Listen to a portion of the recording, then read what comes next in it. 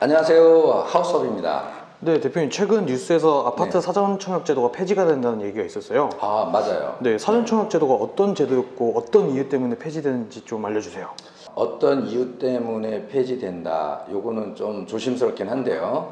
일단 사전 청약 제도에 대해서 말씀드리면요. 보통은 우리가 청약을 한다 그러면 착공을 하는 시점에 청약을 합니다. 보통 청약한 시점으로부터 한 30개월, 길게는 한 36개월, 그러니까 거의 3년 가까이 되면 입주 지정 기간이 거의 나오게 돼요. 청약 당첨일로부터 한 3년쯤이면 입주한다, 이렇게 보통 우리가 보거든요. 근데 사전 청약은 그 착공하기 전에, 그냥 땅을 파기 전에 한 1, 2년 정도 그 전에 청약을 한다는 내용이에요. 그래서 실질적으로 분양가는 본 청약 한 15일에서 20일 전쯤 지자체에 심의를 거치게 돼 있어요. 그래서 심의를 거치고 나온 금액을 확정해서 공고도 하고 그때 본 청약을 하게 되는 것이지요. 그래서 실질적으로 분양가를 정확하게 안다 하는 것은 사전 청약보다는 본 청약 때 알 수 있다, 이렇게 이해를 하시면 좋을 것 같습니다. 근데 그러면 사전 청약 제도가 폐지가 되는 이유는 뭘까요?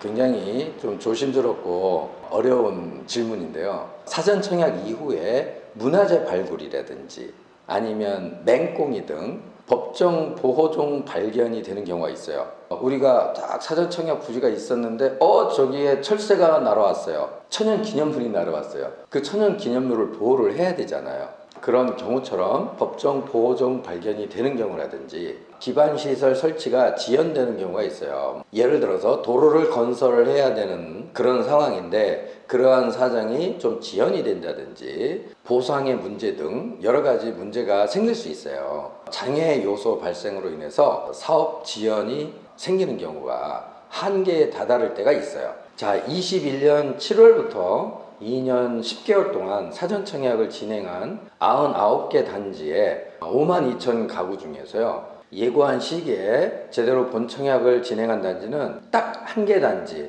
양주 회천 A24블럭 825가구 이것뿐이에요. 자, 앞으로는 신규 공급되는 공공분양주택은 사전 청약 없이요 바로 본 청약을 시행할 예정이라고 합니다. 기존에 사전 청약에 당첨되신 분들은 이 내용을 접하시면 우리는 어떻게 되나 하고 걱정도 하시고 염려하실 수 있는데, 기존에 진행된 단지는 그대로 진행이 되고요. 본 청약 지연 발생 시에 예상 지연 기간이나 사유를 빠르게 안내를 해서 주거 계획 수립을 할 수 있도록 지원할 예정이라고 합니다.